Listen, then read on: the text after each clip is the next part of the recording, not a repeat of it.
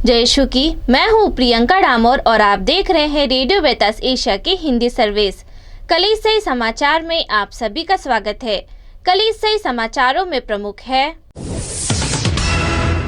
रोम द्वारा यूक्रेन के लोगों की मदद।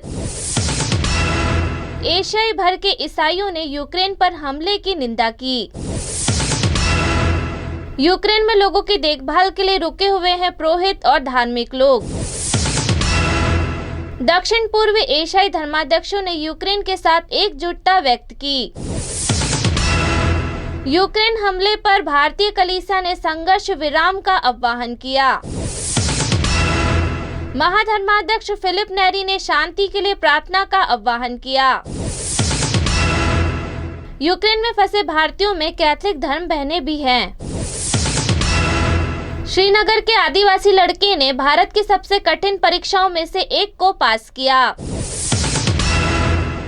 दक्षिण पूर्व एशियाई धर्माध्यक्षों ने यूक्रेन के साथ एकजुटता व्यक्त की। कैथोलिक समाज ने राख बुधवार मनाया, चालीसा काल शुरू हुआ। रेडियो वेरितास एशिया आपके लिए लेकर आए हैं RVA mobile app. RVA mobile app पर हमारे विभिन्न प्रकार के कार्यक्रमों का लाभ लें, हमसे जुड़े और एशियाई ईसाईयत की आवाज का हिस्सा बने। आज ही ऐप स्टोर एवं प्ले स्टोर से RVA मोबाइल ऐप डाउनलोड करें।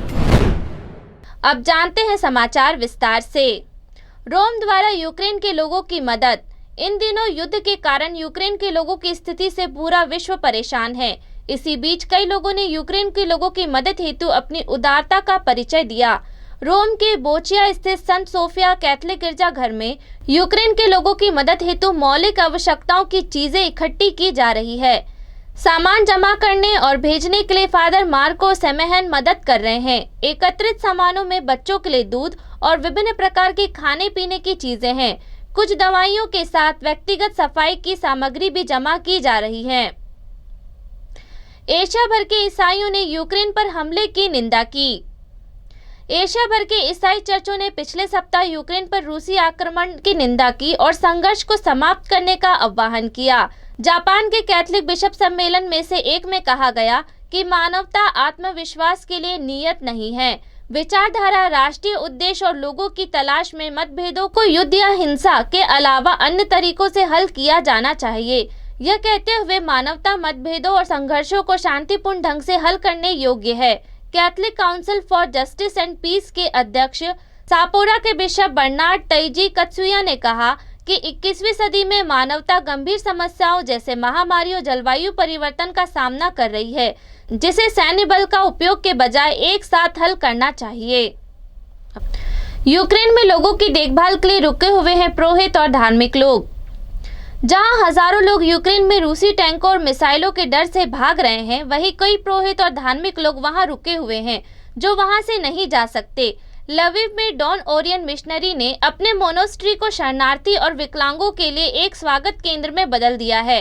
ओरियनी मिशनरी डॉन मोरेको कैटलेन ने कहा, हम सभी लविव के मोनेस्ट्री में एकत्र हुए हैं, जिसे हमने शरणार्थियों और जरूरतमंद लोगों को उपलब्ध कराने का फैसला किया है।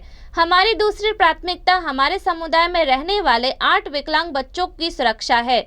यदि स्थिति अधिक खतरनाक हो जाती है तो वे बच्चों को पोलैंड या इटली में अपने घरों में ले जाने की कोशिश करेंगे। उन्होंने कहा, हम इंतजार कर रहे हैं। हम देश छोड़ने में सक्षम नहीं होंगे क्योंकि 18 से 60 वर्ष की आयु के सभी यूक्रेन नागरिकों के लिए सैन्य सेवा का आह्वान किया गया है। मैं आप सबसे हमारे लिए प्रार्थना करने के लिए कहता हूँ। हम यूक्रेनी लोगों को नहीं छोड़ेंगे, हम यहीं रहेंगे। दक्षिण पूर्व एशियाई धर्माध्यक्षों ने यूक्रेन के साथ एकजुटता व्यक्त की। मलेशिया, सिंगापुर और ब्रुनई के कैथोलिक धर्माध्यक्षों ने कहा कि इस क्षेत्र में कैथोलिक चर्चों में प्रार्थना करने और यूक्रेन के साथ एकजुटता व्यक्त करने के लिए राख बुधवार को आगे आए। क्षेत्रीय धर्माध्यक्षों के सम्मेलन ने 2 मार्च को एक पत्र में कहा, इस क्षेत्र में कैथोलिक चर्च यूक्रेन में युद्ध और वैश्विक शांति और न्याय पर इसके प्रभाव हर जगह लोगों के जीवन को प्रभावित करने के बारे में चिंतित है। मलेशिया के पेनांग के सम्मेलन के अध्यक्ष बिशप सेबेस्टियन फ्रांसिस द्वारा हस्ताक्षरित पत्र में जोर दिया गया है कि युद्धों से किसी का लाभ नहीं होगा। यूक्रेन हमले पर भारतीय कलीसिया ने संघर्ष विराम का आह्वान किया। भारत में 28 फरवरी को 3 प्रमुख चर्च संघों ने रूस और यूक्रेन के बीच बिना शर्त युद्ध विराम का आह्वान किया। Catholic bishop conference of India के एक संयुक्त अपील में कहा गया है, युद्ध के कारण यूक्रेन के लोगों की पीड़ा से प्रेरित होकर हम विश्व के नेताओं और हमारे संबंधित वैश्विक और क्षेत्रीय समुदाय के नेतृत्व के साथ बिना शर्त संघर्ष विराम का आह्वान करते हैं। CBCI लैटिन सीरो मालाबार और सीरो मलंकरा चर्चों से संबंधित कैथलिक बिशपों का राष्ट्रीय निकाय है। NCCI देश में प्रोटेस्टेंट और रूढ़िवादी चर्चों और उनके संगठनों और संस्थानों का संघ है और EFI angel church para church संगठनों और हजारों व्यक्तियों का राष्ट्रीय निकाय है। गोवा के महाधर्माध्यक्ष फिलिप नेरी ने शांति के लिए प्रार्थना का आह्वान किया।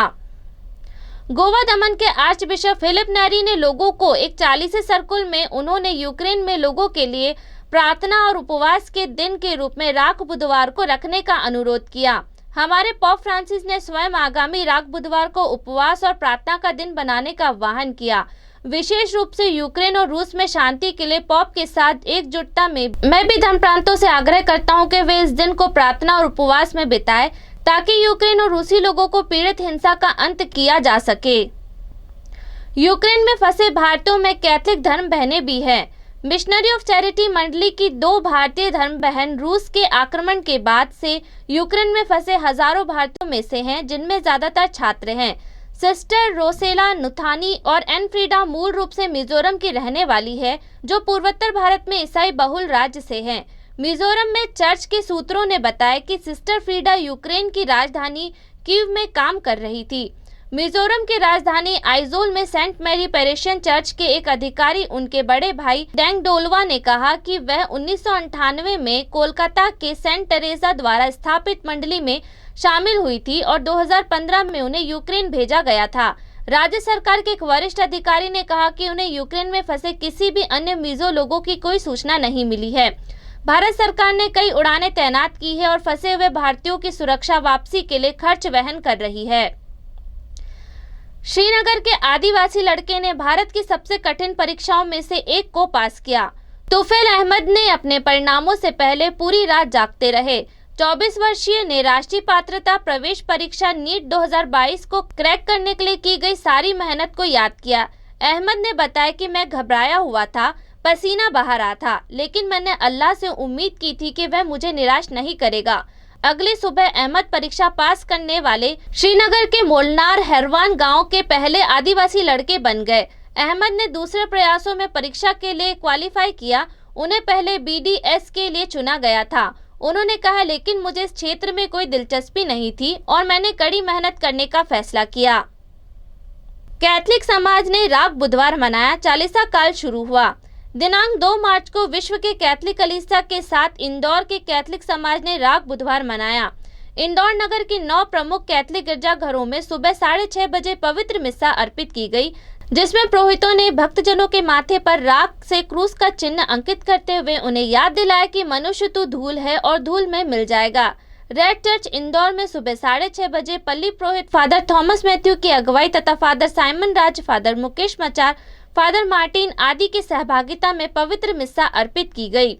अपने प्रवचन में फादर थॉमस मैथ्यू ने कहा कि आज राख बुधवार मनाने के साथ ही 40 दिनों के उपवास यानी कि चालीसा काल शुरू हो गया है। इन 40 दिनों में हम तन, मन, आत्मा के शुद्धिकरण के बारे में सोचना, समझना और कार्य करना है। यह कार्य हम उपवास, पश्चाताप एवं दान द्वारा करेंगे। इसी के साथ कलीसिया समाचार समाप्त हुए। अगली बार फिर मुलाकात होगी नई खबरों के साथ। नमस्कार। रेडियो वेरितास एशिया आपके लिए लेकर आए हैं RVA mobile app. RVA mobile app पर हमारे विभिन्न प्रकार के कार्यक्रमों का लाभ लें, हमसे जुड़े और एशियाई ईसाईयत की आवाज का हिस्सा बने। आज ही ऐप स्टोर एवं प्ले स्टोर से RVA मोबाइल ऐप डाउनलोड करें।